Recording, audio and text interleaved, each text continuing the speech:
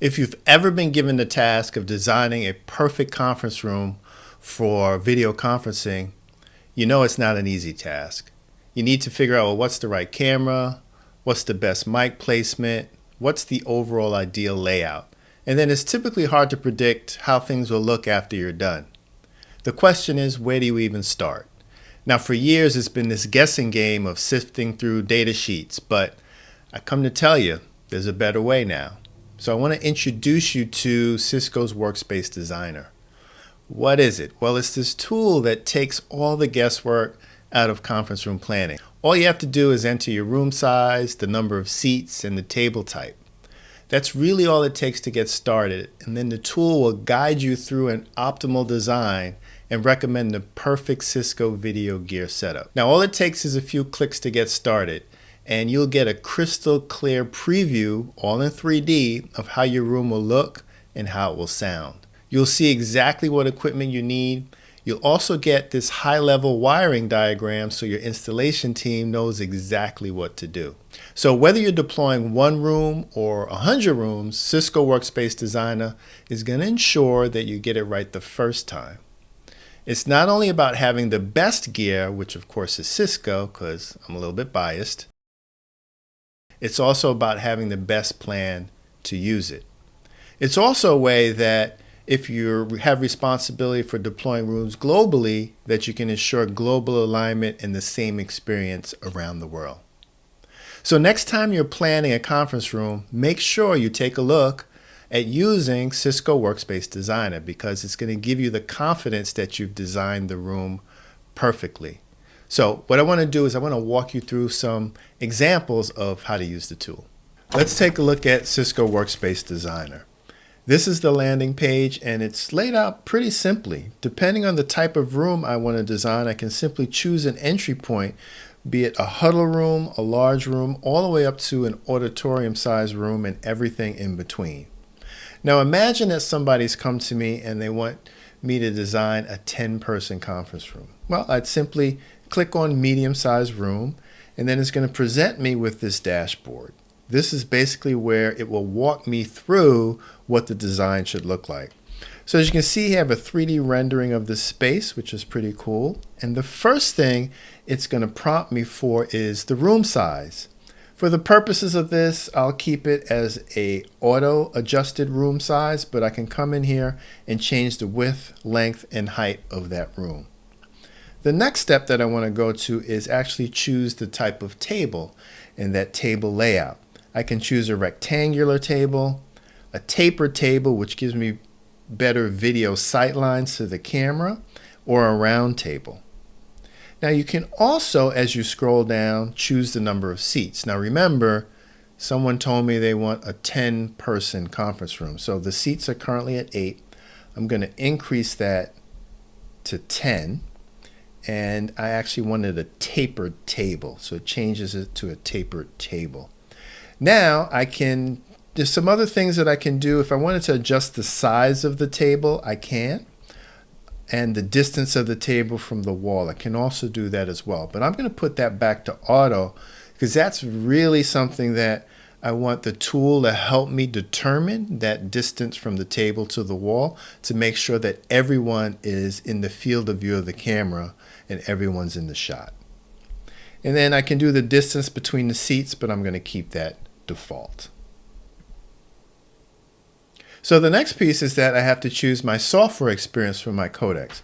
I have two choices. I can keep it as a Cisco room, otherwise known as Room OS, or I can change it into a Microsoft Teams room. In this case, I'm going to keep it a Cisco room. So now that I've chose my software experience, I now have the opportunity to choose the type of codec that I want to use. So depending on the number of cameras and interfaces that I need, or if I want an interactive whiteboard, it's going to drive what type of collaboration device I choose.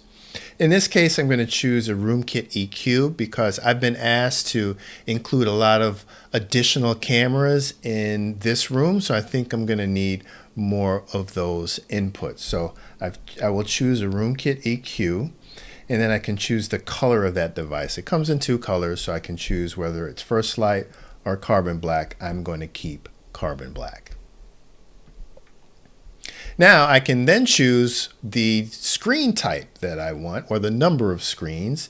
And so if I want a single screen, you see it reflects a single screen, but I really want this to be an immersive experience. And so I want maximum views of the people who are participating as well as the content. So I'm going to go with the dual screen. And what's nice about the tool is that it will auto detect or auto prescribe the size of the screen that I need for the room of that particular size so that everybody has a good view. So it chooses two 75-inch screens here, and it also gives me some guidance on how high to mount those screens, which is also an important characteristic. I then have the choice, do I place the camera above or below? And so you see if I move it, it reflects on the diagram, but you can also see that on the camera view. If it's above, this is what the audience would look like. If it's below, these are what the meeting participants in that room, how they would appear remotely. I kind of like it from the top a little bit better here. So the other nice feature is I can actually pan and tilt the camera to get a sense of what type of focal length it has, and can I zoom into participants pretty closely. And so using the controls here, I can pan up, pan down, I can zoom in, I can pan right, pan left. And so this gives me a sense of what the folks remotely would be seeing if I'm turning on things like speaker track. Now the next part is just almost as important as the video piece is audio. We want to make sure we have good audio coverage in the room. And so the tool will guide us as to how many microphones the room actually needs, depending on if they're analog table mics, table mic pros, or ceiling mics. In this case, I'm going to choose the ceiling mic pro. It's very effective. It's easy to deploy. And so you can see that it's chosen here, but if I was to choose the table mics, you can see that table mics are actually deployed on the table. So I go to Ceiling Mic Pro, and then I scroll down, and it will tell me automatically how many mics I need for this particular room. I remember designing rooms in the past, you were never really quite sure of how many you needed. In this case, it will give you specific guidance of your microphone coverage. Now you can choose the color of your microphones, the different mounting options for the Ceiling Mic Pro. I'm going to hang it down from the ceiling, and so you can see that it's reflected here at the top. And if you wanted to make sure you have enough microphone coverage, you can see the pattern here of coverage for the microphone, and it more than covers everyone in the room. The next section is simply about screen sharing and the type of cable that you require. Cisco codecs will support wireless screen sharing, things like Miracast and AirPlay, but if you need a cable, you can make sure you have enough cables designed here. I'm going to add a multi-head 4K cable just for good measure to make sure that anybody who goes into that room has the ability to connect. So at this point, the tool will give us a summary of everything we've done so far in terms of room size, table layout, the devices we chose, the screen size, microphones, and how we share. Now I want to elevate my experience. I want to be able to add presenter track, meaning if someone's standing in front of the room, I want a camera in back with a monitor so that that person can be captured so the remote people can see them well. So that's the first thing that I want to make sure that this room has. And so here it says presenter track. So if I click on presenter track, I then have a couple of options.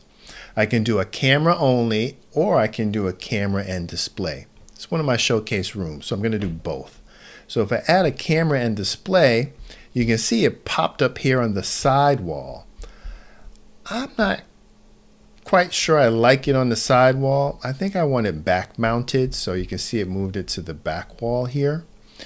As well as I can choose the size of the display. I'm going to go with a 65-inch display because I think the distance is warrants a bigger screen. And then I can choose the type of camera that I want. So I'm going to go with our new Room Vision PTZ camera. there rather than the legacy PTZ 4K camera, and then I can choose the color. So now I've got presenter track. What else can I do? I wanted cross view in this room as well. And so I'm going to click on cross view. And what cross view is going to do, I'm going to add 2 PTZ cameras. And so what you'll see is that 2 PTZ cameras have been added to this room on each side wall. So that's going to give me a really good experience. So if folks are speaking across the table, those cameras will pick them up. So the folks who are remote will feel fully immersed in what's going on in that room. And of course, I can choose the color of those cameras. So now that we have this design pretty well done, we want to understand what the experience is like in the room as well as when you're remote. And so we have the ability to do that here. So if I come to this menu and I hit in-room view, I get a sense of what folks in the room are experiencing. So this is with the system off. This is with the system in idle. This is with a single person dialed in to the room. This is content being shared locally. And this is someone joining remotely along with content. And if you're in a call with a local presenter, then content will also be shown in this manner. Now, if I want to see the camera view, remember we put the camera on top of the monitor, so this is the camera view. And remember we put a monitor on the back wall so that the presenter can see content and participants when they've joined. So this is the camera from the front of the room. This is one of the side cameras on the wall, the second side camera on the wall, and then the presenter track camera who can zoom into the folks who are presenting. Now, if I want to understand the measurements of the room, I can simply see that here. And then if I want to see the high-level cable map, this shows all the cable and then they're color-coded. If I want to see what are just the cables associated with power, with network, since both our microphones and cameras are over IP, as well as our navigator control on the table and also on the outside wall of this particular conference room. HDMI cables that are connecting up the cameras and the monitors to the codec, as well as the cable for sharing content. Now, if I want to make sure I have good camera coverage, this shows that my presenter track can cover all of the front of the room. That's the fourth camera. If I go to the first camera, the front of the room, the important thing to check here is that those first 2 seats are within the field of view, and yes, they are. And then I can make sure that everyone on each side of those cross view cameras are actually within the field of view. Now, we can't forget about audio. We want to make sure that our ceiling mic covers everyone who's sitting in that room, and we can obviously see that. And then, of course, the display, the angles that people are sitting in that room, they have full view of the displays. Now, one thing that a lot of people may not look at and consider is accessibility. So we do consider that there is enough room if someone were to be in a wheelchair that they could make their way around the room without any issues. So this gives you your final view of everything associated with your in-room experience, as well as if you're remote, what the experience into that room looks and would sound like. There's another important tool that I wanted to talk to you about before I wrap up this demo, and it has to do with tips at the top. There are a number of different criteria that show whether you're in compliance with the design or not in compliance with the design. And we kind of went through some of them, the camera coverage, the microphone coverage, things of that nature. Right now, everything's green. I'm going to make something go red on purpose. So if I go to my table layout and I move my table closer to the wall, it should turn that red. And yes, it did, because my field of view now isn't wide enough to capture everybody in that room. So if I click on tips, click on camera coverage, you're going to see that some folks up here in the front of the room don't really have good camera coverage. So how do I fix that? Well, I fixed that by coming back down here and doing my distance table to the wall, putting that back on auto, and so then it moves the table back and it fixes it. So you can find these tips that you're going to have throughout your design based on the criteria that you put in that's going to give you recommendations on how to fix it. Okay, so now we've designed the best conference room in the world, and so we want to name it. So we can come up here and give it a name, hit the little pencil mark here, and we can edit medium room, the best. And so we just click off of that and it's saved. So now how do we share this design that we've completed? We can click here and we can get a link that we can share with colleagues that will bring them back to this design for future reference. So we can do that. The other thing we can do is to come here in the lower right hand side and hit view blueprint. We do that, we'll see medium room, the best, that comes up, shows us when it was created. We can download this as a PDF and then we can share it with anyone. We can share it with executives who maybe have funded this room and want to understand what the experience is like, or we can share it with our AV partner who needs to do the installation. So what's included in this summary? Well, we can see an overview of the conference room. We get the overall room dimensions of that conference room. We see the mounting heights of equipment, which is very useful for installers. And then we see the technical equipment that we need to purchase. Now, pay no attention to these prices. These are not the prices that you would pay, but they're indicative for comparison between different types of rooms. You can download this as a CSV file so that you have it, so that you can then give it to your partner to order this gear. And then you can see that from a room evaluation perspective, we've passed all of the different design criteria for the room. And here you see a note that we actually may need an external switch, given that we have so many cameras that are PoE cameras in the room, as well as the navigators, that there's not enough Ethernet ports on the codec to handle everything, so we will need an external switch. We also see that the camera coverage and all the angles are perfect. The microphone coverage with the Ceiling Mic Pro is perfect. And we can also see that the display coverage is good as well. The displays are big enough for people to see for the size of the room that you're actually in. And then finally, we have a cable plan. And so this is the high-level cable plan that we saw in the interactive view. But what's more importantly, it shows you all the cables that are required, what they connect to, and the estimated length of each one of those cables. So that's very valuable for the overall project. And so finally, documentation. If you need any more information on the gear that's being installed, such as data sheets and installation guides, they're all right here. So everything that you need is here. And if you wanted a QR code so that you can share that in addition to a URL so other people can access your design, it's right here as well. Now, before we wrap up, I wanted to let you know that there is a special advanced mode of Cisco Workspace Designer. I'm going to show you how to get to it. You click on Introduction, scroll down to the bottom, and you'll see Custom Rooms. A lot of times there may be a very complex room that might not quite fit the template that we already have.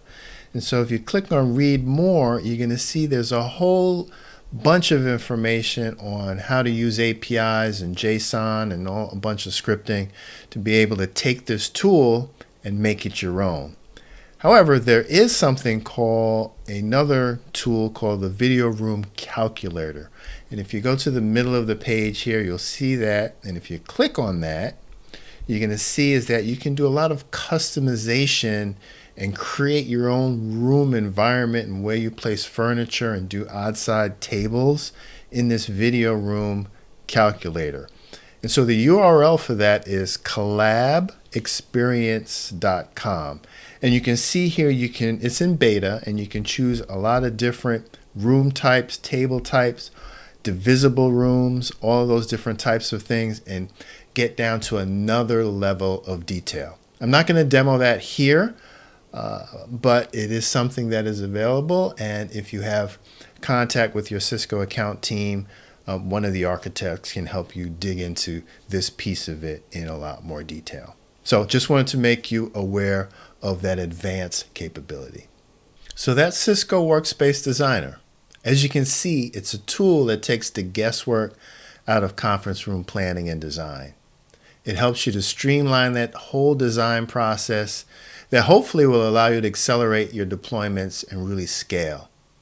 It's also going to help you to get the most out of your investment with Cisco because it's going to ensure that you not only have the best equipment, but you've deployed it so that you've got the best experience with respect to video and audio. And more importantly, it helps you to align those global standards within your organization to make sure that the same great experiences will be achieved if you're joining a meeting from a conference room in Singapore, in New York, or Bangalore. So, I hope that you'll give it a try. Take care.